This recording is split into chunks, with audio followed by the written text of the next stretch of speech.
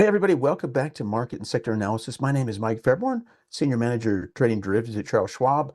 Great to be back with you today, folks, as we kind of sum up what we've seen over the entire week, looking at markets, sectors, and then diving down ultimately into individual stocks. Today, I want to take a look at, is it going to be a breakup or a breakdown? We've really been consolidating in this very, very tight range, which is interesting. We're so close to all-time highs, yet we could break lower as well. So we want to run through that with you all today, and I do look forward to it. Greetings to all of you in the chat. I could see you here. Hello to you, Jay Richardson, Kelly, Michael Scott. We've got, let's see, Preem. We've got Sharon. Hello to you, Sharon, as well as Kevin Riceberg. Good afternoon, folks. Any questions, comments you have, definitely throw those into the chat so we can address those for you. I'm joined the chat by a very good friend and colleague of mine, Mr. Cameron May. You'll see him in the chat as CM. And you can follow us both on X. Encourage you to do so. Cam's got some great stuff. Cameron May CS, Mike Fairborn CS as well, where we do post stock-related financial content as well as other things that we'll put on there. I know Cameron and I have been prone from time to time to post a dad joke or two, so which we're pretty good at. Okay. All right. On that note, everybody, let's turn over to some disclosures so we can get going here. Now, the information here is provided for general information purposes only. The Paper Money software application is also for educational purposes only. Investing involves risks, including for some products more than your initial investment. Now, just a brief look at futures there. Futures and futures options trading does involve substantial risk. It's not as suitable for all investors. We don't actually trade futures in this class, folks, but we do like to reference futures, the charts, that is, especially in this class. Looking at markets in individual companies that might, individual futures contracts that might drive underlying stocks. For example, gold miners connected to gold, etc. We see that in energy as well. But just a quick note there. Okay, wanted to state too, because I do want to look at the Stacks index. We did get the Stacks up and going. I'd been, just waiting for data to come in, and we got that going. But I just want to state here that historical data should not be used alone when making investment decisions. The Stacks is not a tradable index. The Stacks should not be used as an indicator or a predictor of future client trading or financial performance for Schwab. And we'll go into that in just a minute. But I wanted to also state finally here that past performance is no guarantee of future results. Having said all that, we're going to turn right on over and we'll go, just a quick brief look over here at our markets and see how they're doing. It's always great to have that reference in the gadget window on the left-hand side. I know you guys use it a lot too. I use it just throughout the day, but you can see over here percentages. In fact, if I widen that just a wee bit more to the right, like right there, you'll see the percentages come up a little bit. There we go. Right here. And so how are we doing? So it's a much, much better day today. And anytime you're looking at the broader markets, yeah, the economy can play, it oftentimes does and will continue to play a key role because, we're looking at the collective movement of a number of different stocks in here, sectors, industries, and ultimately stocks that we'll see. And so having said that, what I want to do is just quickly reference this post that I put in just for you guys here today. And this is a big number. Inflation unexpectedly dipped to 2.4% year over year, January 2026. And so we did see a dip. You can see the actual numbers. Estimates were 0.35% for the CPI. And there you go. Came down to 2, but 2.4%. That's quite low. And with that, that's interesting. And we had a little bit of a boost. That's all else equal a positive. Potentially, for consumers and things along those lines. So I'm going to just go ahead and I'll post that if you want to take a look at that or anything else. There's just the X link right there. Again, follow Cameron May at Cameron May CS, Mike Fairborn CS, folks, if you want to join us there. But wanted to state that. Yeah, so we're getting a little bit of a bounce, and you're seeing that right here. Now, it wasn't all a bounce. In fact, this morning, we did dip a little bit right here to the 6,800. And I don't know. It's really interesting. Looking at this range, and let's go full screen here, it's really, really quite tight relative to just the directional nature of what we had seen over here, which, my gosh, that was quite directional for a long time. I mean, April of last year, all the way through, you could say, I guess a lot of that direction kind of stopped in October, and we're kind of near those same. In fact, we're actually below still those October levels.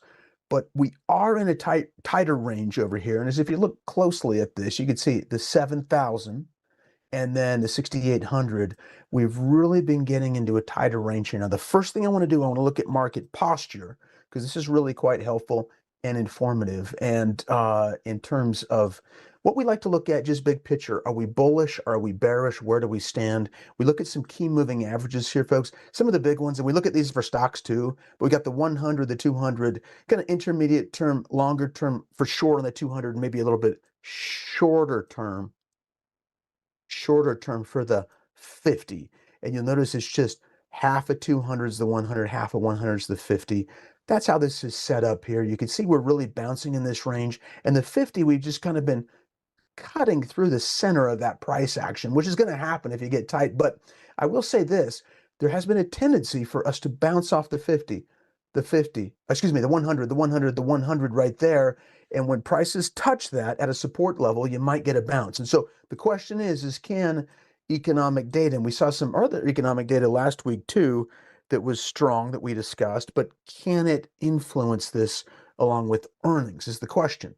But why we use these is we say on an intermediate term price level, IT, versus long term versus short term on the 50. Positive, positive, uncertain for the 50 for sure, but we might bounce off this level. We've yet to break it. So all else equal, those are positive. Now, one more reference point here, and that is our weekly. So the weekly, yeah, a little bit longer term, the 10 and the 40 is what we look at. Now, what you might expect with this tight range is we're right in the middle of the 10 here, and just we haven't gotten above it. We've just been dragging for the past month, you could say, right in that range. Now, long term, we are getting, it shows a buy indication here because our 40 prices are clearly above the 40. So those are some big moving averages that can be used. They can be quite helpful, as we dive on into this stuff, just as a note here. Okay, let me go back to the SPX here. And I want to talk about this range because I think this is really, really, it can be very, very important. What could happen to the markets here based upon what direction we break out. Okay, these lines up top right here. So again, 7,000, a big round number, and 6,800. Now, a couple of things that we want to consider as we go through this. All right, we are seeing a coiling range. It's getting tighter than it's ever been before. Now, one indicator that can really help us with that, and you don't get it very often in the markets, but every once in a while you get an extended phase of it, and that's the TTM squeeze. Bollinger Band trading below the Keltner channel. I'll pull it up for you right now so you can see it. Here it is, TTM. Just type this in, TTM squeeze right there. And what I'm going to do is scroll down. Let's just knock out some of these for now and just focus in on the TTM squeeze. And what it shows is just a compression of price ranges. Oftentimes when you get that compression, that coiling, you're going to get a big move up or down. And I want to go through each of those scenarios with you step by step so we can have maybe some signs, some clues to be looking at into next week. And we're not done today either. Still some time left in the trading day, but mainly next week as to what direction we might go if in fact we start to see these clues, these signs showing up. Okay, I'm going to use the defaults here on the TTM squeeze. Show plot, I'm going to take that off. We're just going to be looking at this comparison here. This is the only line we're looking for, and when you see us get into the red, oftentimes that means it could be a phase. The Bollinger Band, an indication of actually volatility within an individual stock, as well as the Keltner channels. Now, it can get extreme when you're using two metrics. Those are two indicators. And what's happening is they're both getting tighter and tighter. If the Bollinger Band goes over the Keltner channel, you're looking at a significant time frame of price compression. And you're getting that here. And oftentimes when you get that, you can get explosive moves to the upside. And you saw a little one right here, and it just started to barely kick in gear. Okay, it broke out here. Now, what was happening over here? I'm going to try to draw it right before. This was a compression, okay? And we shot up a little bit. Now, it's nothing like this, because this is really extended. This is really, really quite long. And so we want to keep our eyes actually on support and resistance levels right here, right? Clearly. Now, when we do that, and by the way, I should just pause for a second and note up top here, you guys, while I'm here, yeah, I did some discussion on this, and there has been a number of different coaches that have looked at the TTM squeeze. I'm going to highlight this here for you so you guys are aware of it. But yeah, encourage you to follow us too on the Trader Talks channel. If you're not already subscribed, love to have you subscribe to what we've got. You get access to the playlists, live events, etc. will pop up for you. You'll have access to it. Of course, that's always free, just like all this stuff is. But well, subscribe, which is great. But come over here and you can see what coaches have been talking about it. I'll just do TTM. Look at this. Okay, Cameron's got some for sure. I know I talked about one here in my swing trade class. Whoa, we've got some older ones here too. But this one here talked about just fairly, well, I mean, okay, it was last year, but this was a bull flag with a TTM squeeze. And it just talks about combining, those price patterns with it. And that can be of interest to you, but you guys can find those there. This is to learn more about it. TTM squeeze.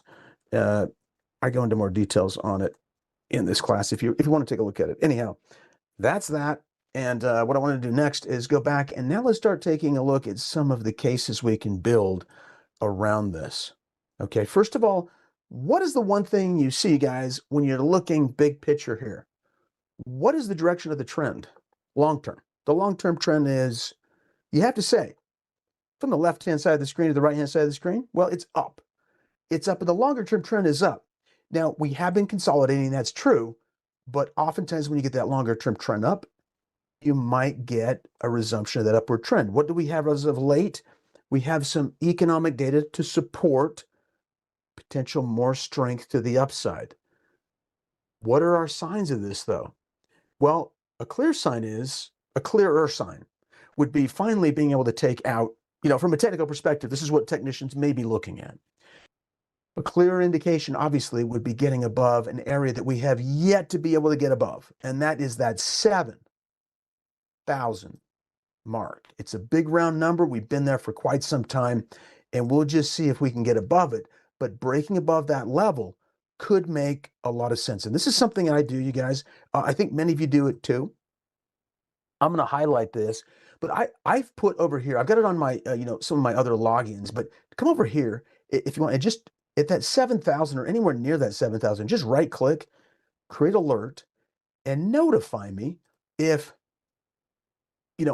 if we are breaking above a 7,000 level, or put it into the system. Now down here, you need to click on notify and make sure that your mobile is sent to mobile devices. And you have to set all that up in the settings, upper right-hand corner, application settings, folks. And then basically just go to notifications. You can do email, you can do text message, and of course you can have the computer make a sound. It has all kinds of sounds in there, by the way, you can have it make. But if you're away from it, that's where the text can be helpful. A quick note just on alerts, just as I mentioned that. Needed to note that alerts aren't guaranteed to be delivered or delivered with any specific speed or time frame and should not be used as a replacement for actively being aware of your positions. Now, have I had any issues with that? No, I've got my alerts coming through, but we wanted to note that because, yeah, sometimes, things could come up. All right, so there we go. And did it go through? I didn't hit enter, did I? Because I'm not seeing it. I think I might have hit cancel. So let's do it again. Above 7,000. Above 7,000. And that way it will text me that message in the note. Create. There we go.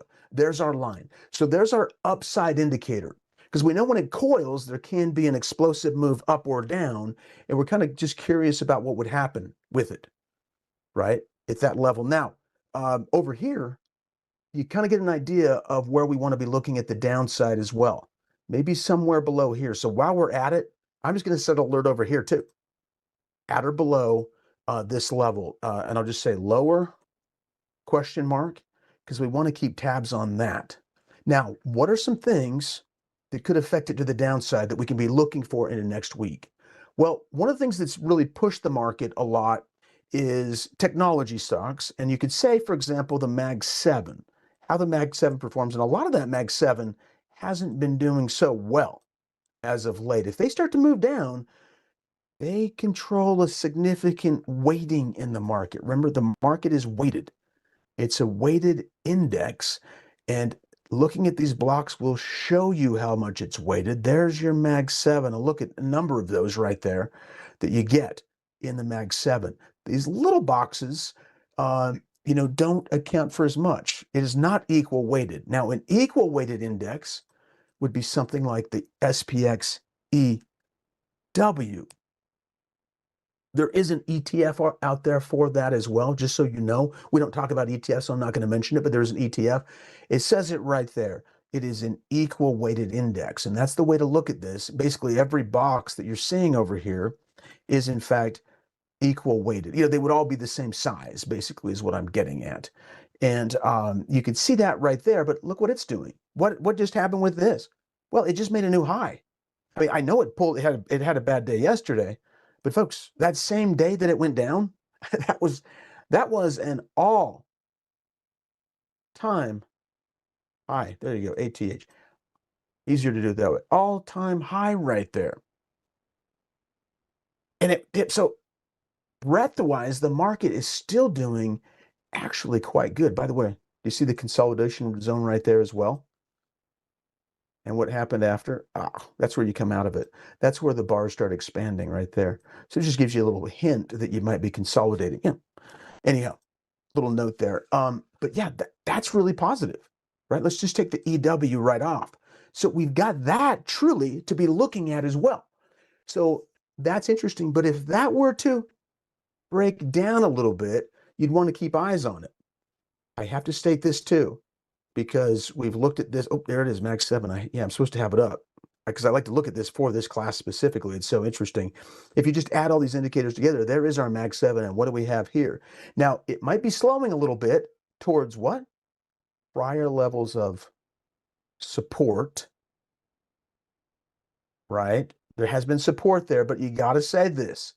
I mean, we got to say it. It's been sideways to more recently, a little bit of lower low, lower high, but it's really holding right there. I'm telling you, the market is really kind of masquerading itself quite a bit in this consolidation range. Even the Mag 7 doesn't know what it wants to do just yet.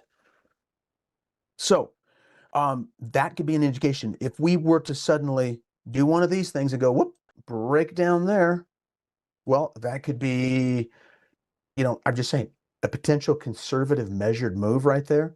Take this range, add it to this range down here, and you're getting somewhere like that. And that's a pretty big pullback, right? I'm just kind of eyeballing it here, but somewhere in that level could be a measured move. Now, it hasn't done that yet, but you can keep a watch on these just because they're so heavily market weighted, right? Back to SPXEW. I'm going to throw that in the chat box just so you guys have it. If you don't want to type them all up, you can just copy the one I've got. But that's your Mag 7 view. Okay? Yep. All right. Oh, yeah, I did turn off the histogram. Exactly. Oh, Riceberg caught it. Exactly. Thanks for pointing that out, Riceberg. Yes, I did turn that off. Yeah, just because you can't look at the histogram, but I was just looking at just Bollinger Band simply going within the Keltner channel.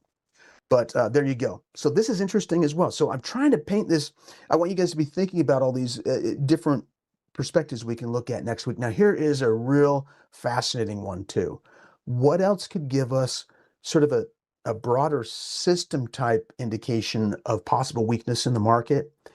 Well, if we look at the VIX, there is a level on the VIX that we've been hitting a few different times, and that level is right there. And we are currently above that level. That is a 20. Volatility, folks, vol has certainly been going up. Now, we're looking at the downside potential move, right, on the market. If we break, or if you start to see the VIX either spike up or start to just inch up higher, which it can do right here, before it spikes, this could be a sign of a market potentially breaking. Now, as you can see, there's you can actually see this from a long-term perspective. There's an inverse correlation here, as you can see, to the market. What happened over this whole time that the VIX was going down? Conversely, well, I'll just show it because it's a great tool here. We can go just like this and say comparison. And we can take a look at the S&P 500. It's going to be moving virtually inversely to it. See the bottom in the market? That's the market. That's the line of the S&P 500 index. This is where we've been. This can be really cool to have when you have a VIX chart up as well, because you're sitting here watching it. And does it start to break the lows? Does a line chart begin to break the lows? You're starting to see this.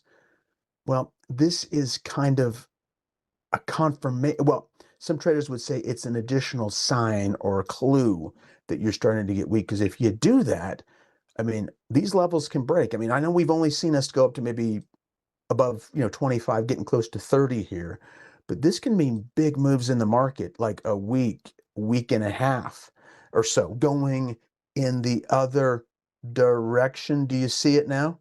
Right there?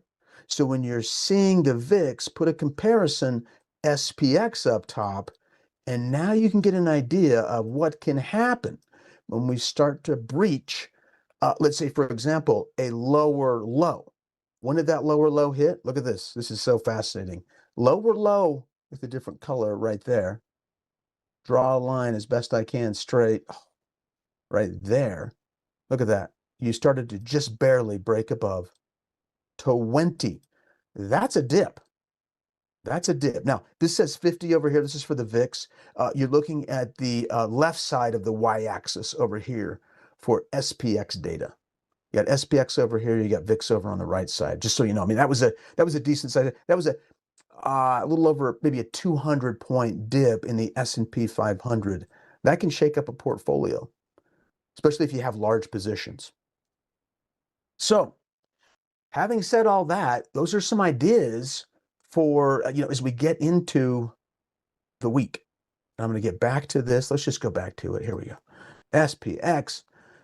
And so now you guys have some ideas, some clues as to what we could be, kind of focusing in on going forward. But, if you do get the downside signs, some things that traders will do is they might perhaps they might take off some gains that they have in the market. They might trim some losses in the market because they're not really looking for more of a pullback. And sometimes you can catch that early if you start to break down.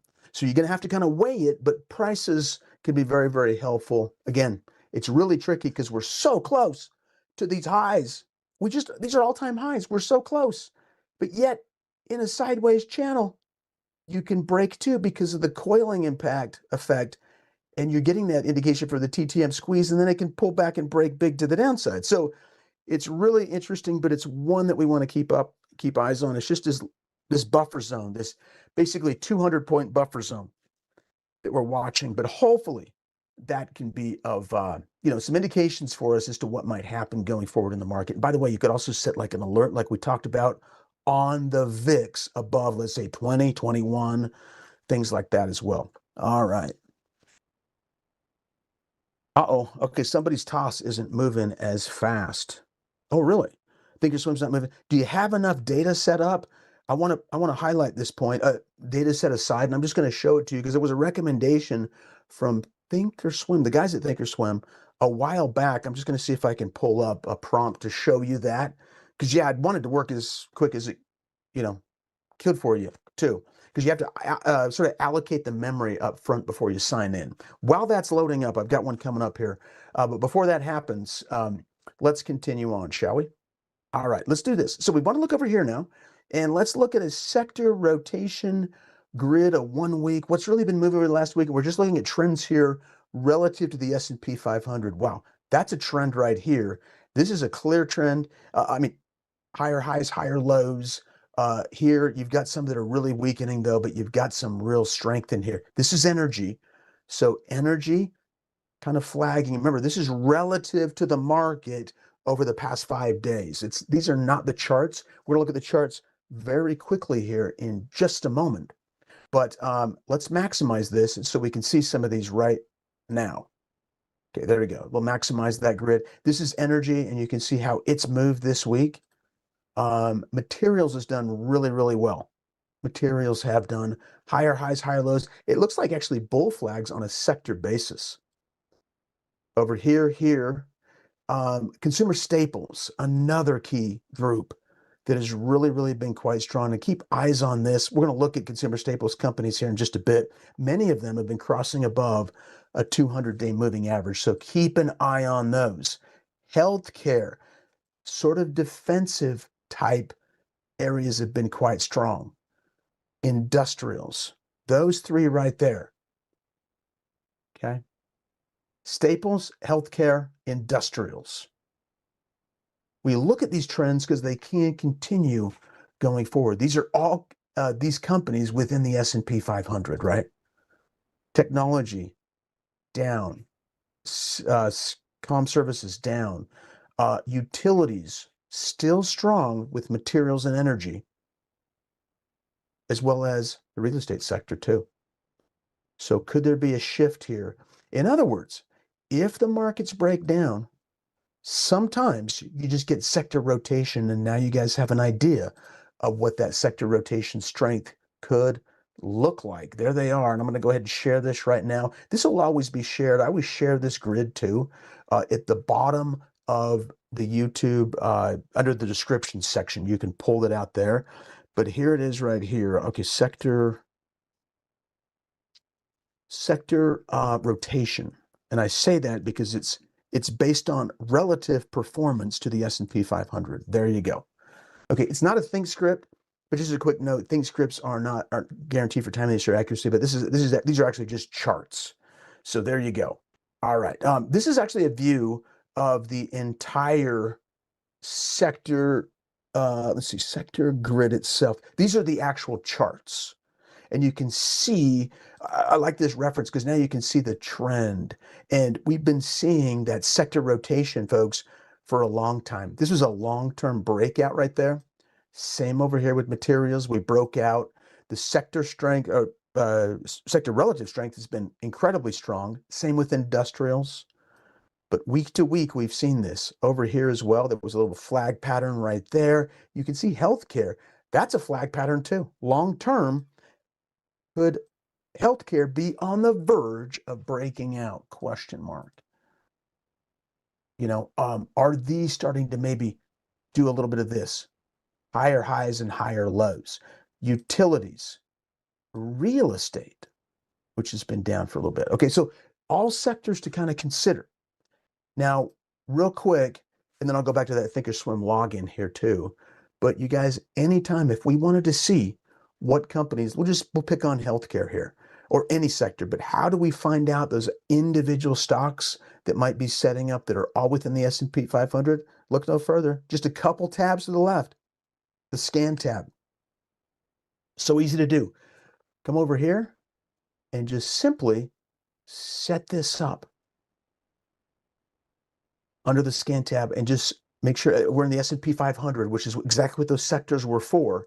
Now just go here under intersect with industry.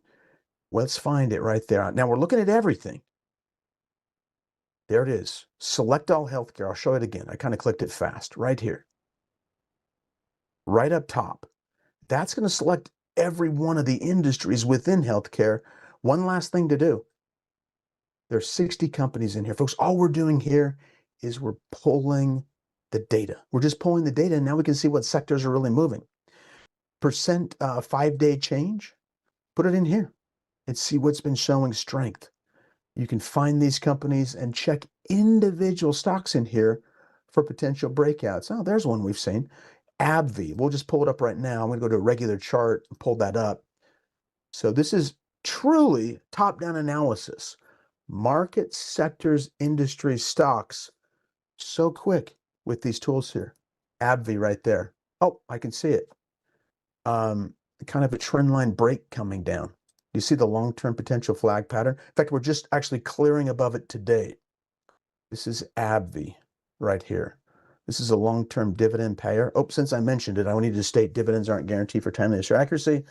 There, I said it. Okay, they can be cut at any time, but I believe this one is a dividend aristocrat. They've raised their dividends each and every year for the past 25 plus years. So there you go. You can see it over here. They went from 164 to 173. It can be attractive to some of those income-minded investors as well. But we tracked it. We saw it. All right, folks. Hey, do me a favor. If you're liking this presentation, if you're finding value, smash that like button. It lets me and my manager know that you're finding this content useful and helpful. Just down below. And again, of course, yeah, we'd love to have you subscribe to our channel. Had that pulled up here. There it is. Right over here, the Trader Talks channel subscription there. So you can get access from all of our coaches. Just such great material throughout the week. We've got so many different topics to address as well for you guys. All right. So this is what we've got over here. Now, oh yeah, let me quickly show you this. Sorry, I had to kind of move forward as we were waiting for this pop-up box to come because there was a question about making sure that the Thinkorswim platform is moving effectively quick for you guys. So come over here, just click on the sign-in prompt, click over here on the wheel, and if you come over here, there are some selections you can make. Now, notice I have my memory usage set up to 512 by 1792. Now, what I was told is if it can go a little bit higher, but I've chosen this. I think they recommend at least like 250, 256, but with teaching and whatnot, I want to put this in here, and then I've selected a number over here as well. All right. So if you do that, and then if you just go back and save it, then you're going to be just fine right here. Just click on save, and then it will always allocate that memory for you, and it should move quickly. That's what it's supposed to do. All right. That's the goal. That's the objective of it. All right, folks. I wanted to highlight this for you too before we're done. We got to look at some individual stocks here, but we did get this data coming out from the stacks, the Schwab Trading Activity Index, the stacks over here, and you can read more about it down below. You know, some of the details behind the stacks. We reference it from time to time, but it is there's some additional data down here as well, but it states, what is the stacks? Proprietary behavior-based index that is designed to indicate the sentiment of individual investors' portfolios. There's some additional information in there, but Schwab is looking at the holdings of individuals within within the Schwab group. And you can see over here, we did actually finally get a bounce right here. It's been lagging the market. Markets are going up, but we went sideways a little bit, but we did have a little bit of a break to the upside. So investors individually there were some more indications of participation in the market right there. Okay, just a quick note, because we've been waiting on that one for a little bit. Okay, now what I want to do is move into some individual stocks that we'd seen move this week. Transportation had been moving okay, but then we saw, there's been some AI disruption out there too, and any little movement in AI has any discussion on it has caused disruption, but it's kind of speculative disruption. So the software industry, a lot of these software companies just continue to really take it on the chin. Adobe's been down for a very long time. We've got others over here too. And let me just do this real quick. Okay. And but there have been some, I was going to say transportation, they guided higher. FDX guided higher, but then you see some other groups in there, like, let's see, CR Robinson? Anyways, they took a hit. I can't remember the symbol exactly. CH Robinson. No. All right. It's not all pretty for the transportation group. Let me just say it that way. It hasn't been great. But we do have some companies that have been bouncing around some of those longer term moving averages here. You've got T-Mobile over here. In fact, one of those that we've been looking at, and we look at it from our perspective on market posture, is the simple moving average here at a 100. Here's the 100. So we did break above it on T-Mobile. It's been down for a while, a little bit of a gap, been breaking some highs. We'll see if something like this can turn around. Some others nearing that 100. KBH just breaking above it. FFIV. Now that's kind of in the middle of it. And then the one we just barely looked at was AbbVie. Right kind of adjoining that downward sloping trend line, you had AbbVie there too. Now, a number of the staples have also been breaking out too. And those have been General Mills, finally getting a little bit of room. Now, this kind of looks like a little bit of a cup and handle over here, question mark, but you can see maybe the 100 bolstering support there. I don't know. One of the things you got to look for on these companies, are they growing as well? ZBH breaking above, oh, I'm sorry. I said the 200, but yet I didn't change it to the 200-day moving average. The 100 is obviously very close on some of these as well. Let's just beef this up a little bit. Here we go. Oh, let me get us a little line in here. There we go. So there you go. Just holding above the 200-day moving average. Now, sometimes it'll find support at those levels. The ZBH here is EW. That's kind of more of a downward move. SYF. This is Synchrony Financial. You see some long-term support maybe residing around this level? And possibly. We'll see if we get a bounce on something like that. Okay, let's go into some of the chemicals up to a potential resistance point. Now, if we were to break above this level, it could be interesting, but could something like this, mosaic, could it be forming a cup and handle pattern? Mondelez just barely breaking its 200-day post earnings. So it got some earnings results. We've exceeded past that level. TSCO, right at that point. Dr. Pepper, Keurig Dr. Pepper, right at the 200-day moving average as well. You see it lining up right there? So sometimes these can bounce and break above. I've been tracking one of these, some of these previously in the swing trading class and others, but that's what Clorox did above the 200, so it kind of took it out. P&G, you can see very similarly, it broke above the 200-day and extended. Could it find support there? Is this a change in direction of the trend? We'd have to kind of wait and see.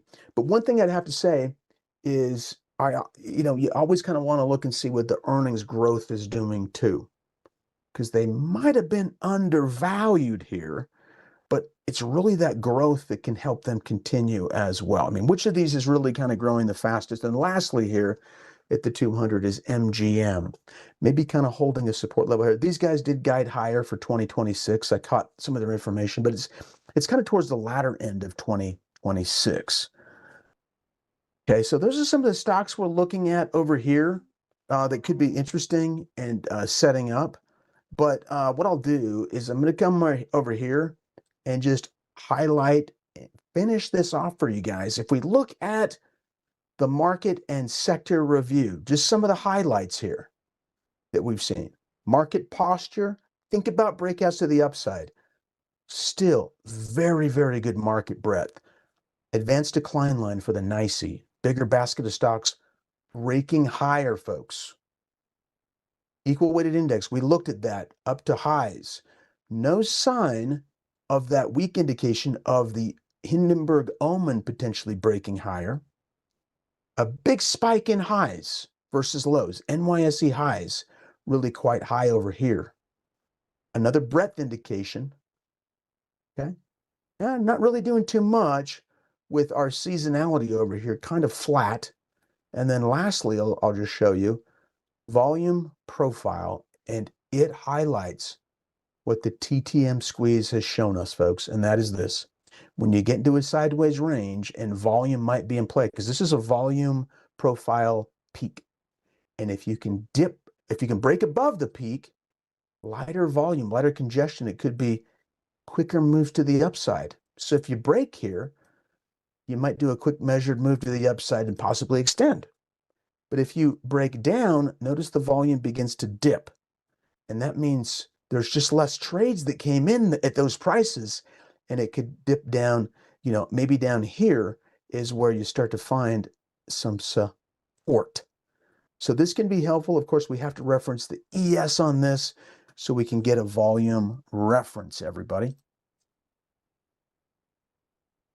All right. Oh, absolutely. Yes, so some good stuff to keep in mind. And folks, today we really spent a lot of time, though, keeping eyes on what we might get through this range going forward? What is the VIX doing? What are prices doing around that level? Do we get additional economic announcements? We have some alerts that we talked about that were set up, that we put in place. By golly, they better still be here. They are. We set them, but they're there. Yeah, up or down. But the whole point is we can look at individual sectors. We know which of those are moving, right? We've seen where the strength has been, but if the whole market goes down, it can be difficult, kind of trying to swim up a river sometimes. So watch those VIX levels over here, or potentially, just these price ranges on the breakout. Because if it does break out, we are extending with the trend higher. The trend bias is to the upside, but watch those VIX levels. All right. Well, that's a lot of information, but I think we hit that section pretty hard. Everybody have a fantastic rest of your Friday the 13th and have an excellent extended weekend. That's right. No school on Monday. We're off. Right. So we'll see you back here on Tuesday, but terrific being with you. Thanks, Cam, very much for your help in the chat. I didn't see a survey. And so, yeah, sure. Hit that like button, subscribe. Folks, we'll see you next time. Take care all.